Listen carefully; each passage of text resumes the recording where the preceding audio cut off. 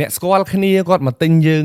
ហើយយើង free ឲ្យគាត់ថ្ងៃក្រោយគាត់អត់ហ៊ានមកទិញយើងទៀតទេបើសិនជាបងប្អូនទាំងអស់គ្នាត្រូវការតម្រូវការទូរស័ព្ទ iPhone iPad គ្រប់ស៊េរីមិនថាមកទឹកមិនថាថ្មីទិញដាច់ឬក៏វាយដូរទូរស័ព្ទគ្រប់ប្រភេទបងប្អូនអាចអញ្ជើញមកហាងលក់ទូរស័ព្ទដៃគ្នាយើងនៅផ្លូវកម្ពុជាក្រោមនេះបានគឺនៅនឹងកុលស្ពានអាកាស7មករាផ្ទាល់តែម្ដងបងប្អូនមួយចំនួនគាត់គិតថាអ្នកស្គាល់គ្នាគេមកទិញផលិតផលយើង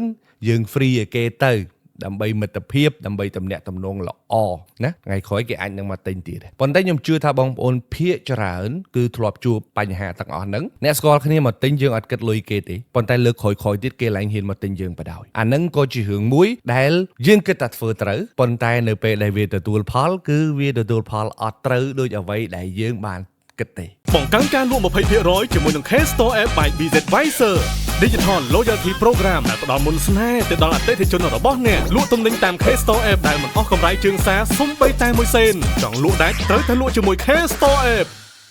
ទី1យើងទៅទិញគេអត់គិតលុយយើងខ្ញុំជឿថាទាំងអារម្មណ៍បងប្អូនទាំងអារម្មណ៍ខ្ញុំក៏ដូចគ្នាអត់ហ៊ានទៅទិញគេម្ដងទៀតទេព្រោះមានអារម្មណ៍ថាជាពាក់គុណគេមែនទេខ្ញុំជឿថានៅពេលដែលយើងទៅទិញផលិតផលឬក៏ទៅគ្រប់គ្រងអ្នកដែលស្គាល់គ្នានៅក្នុងទីផ្សារមែនទេនៅពេលដែលគេ free ឲ្យយើងមានអារម្មណ៍ថាសប្បាយចិត្តប៉ុន្តែសួរតែថ្ងៃក្រោយហ៊ានទៅទៀតទេខ្ញុំជឿ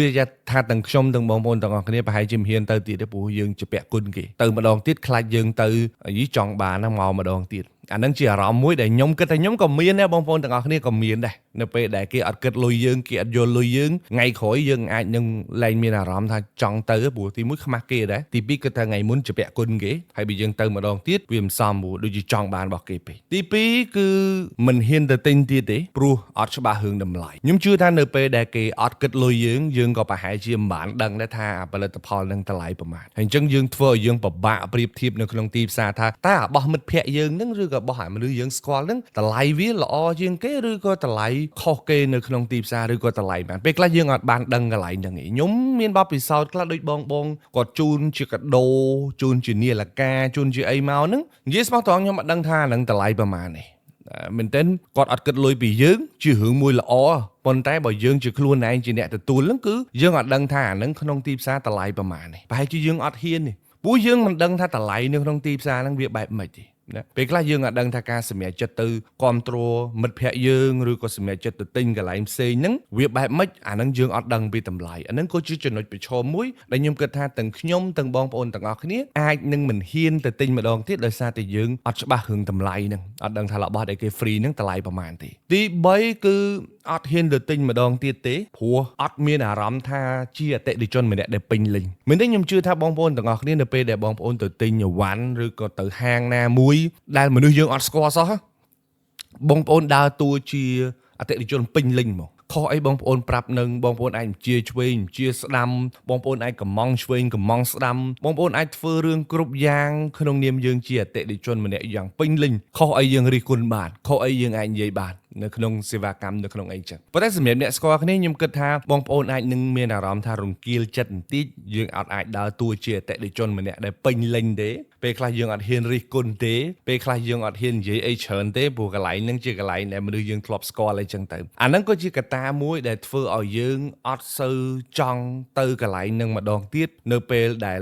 ម្នាក់នឹងអត់គិតលុយយើងហើយក៏ម្នាក់នឹងជាអ្នកស្គាល់យើងអីចឹងទៅខ្ញុំជឿថាកូនចិត្តមួយហ្នឹងក៏យើងធ្លាប់មានទាំងអស់គ្នាដែរនៅក្នុងការងារទំនាក់ទំនងក្នុងទីផ្សារលក់ដូរអីហ្នឹងអញ្ចឹងអារម្មណ៍ទាំងអស់ហ្នឹងហើយដែលជារបាំងមួយនៅពេលដែលយើងផ្ដល់នៅផលិតផលមួយទៅឲ្យអ្នកស្គាល់គ្នាហើយយើងអត់គិតលុយពេលខ្លះវាកើតចេញជាអារម្មណ៍ទាំងអស់ហ្នឹងមាននៅក្នុងដួងចិត្តរបស់អតិថិជនឬក៏អ្នកទទួលហ្នឹងណាដែលធ្វើឲ្យពួកគាត់ខ្លាចនឹងត្រឡប់ទៅកន្លែងយើងម្ដងទៀតហើយខ្ញុំគិតថាអាការឲ្យអាការជូនអាការ free អីហ្នឹងវាមិនខុសទេណាប៉ុន្តែបើប្រៀបធៀបជាមួយអារម្មណ៍វាឲ្យផលជាអារម្មណ៍ 3-4 ដែលខ្ញុំបាននិយាយហ្នឹងប៉ុន្តែសួរថាដំណោះស្រាយបែបម៉េចជារួមខ្ញុំធ្លាប់ជួបបងប្អូនយើងច្រើនដែលជាអ្នកលក់ណាគាត់ថាមកshowបាយដែលល្អបំផុតគឺជូនជាតម្លៃពិសេសគាត់អាចនឹងមកវិញនៅថ្ងៃក្រោយឬក៏ជូនជាកាដូថែមគាត់អាចមកវិញនៅថ្ងៃក្រោយបើរឿង free អត់យកលុយនេះភាគច្រើនគឺគាត់អត់ហ៊ានមកទេអញ្ចឹងជាយោបល់ខ្ញុំឬបបពិសោធន៍ដែលខ្ញុំធ្លាប់ធ្វើការមួយអតិថិជនមកខ្ញុំធ្លាប់ធ្វើការមួយក្រុមការងារ sale របស់ ខ្ញុំ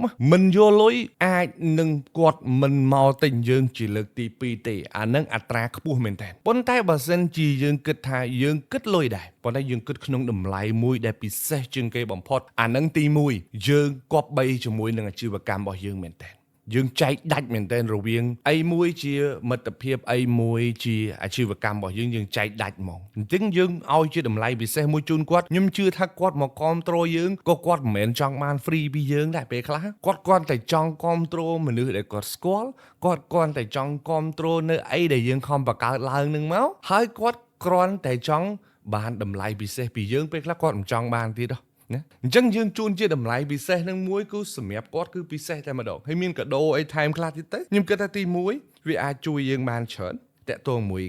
ទំនាក់ទំនងរបស់យើងហ្នឹងណាហើយថ្ងៃក្រោយគាត់ហ៊ានមកទៀតព្រោះគាត់អត់មានអារម្មណ៍ថាជាពាក់គុណទេគាត់ដឹងច្បាស់ពីតម្លៃរបស់យើងហើយគាត់អាចដើរតួជាអតិថិជនពេញលេញមួយនៅក្នុងកន្លែងរបស់យើងដូចគ្នាអញ្ចឹងជាយោបល់ខ្ញុំត្រឡប់ទៅវិញរវាងការ free មិនយល់លុយ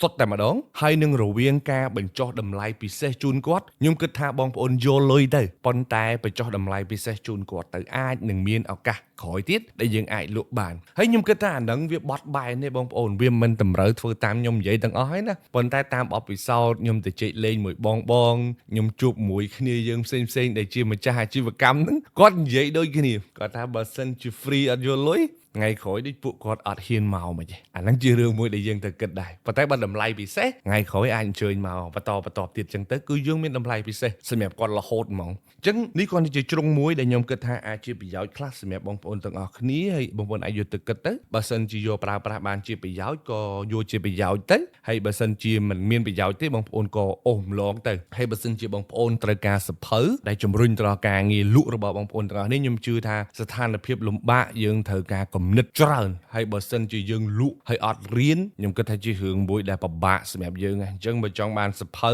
សម្រាប់អានជំរុញដល់ការលក់របស់បងប្អូនទាំងអស់គ្នាបងប្អូនអាចទិញសភៅអាត់3និងសភៅផ្កាយ5បានទម្លាក់លេខនៅខ្ទង់ comment ខាងក្រោមក៏បានក្រុមការងារនឹងរៀបចំសភៅជូនទៅកាន់បងប្អូនទាំងអស់គ្នាអរគុណជម្រាបលាជួបគ្នានៅវីដេអូក្រោយ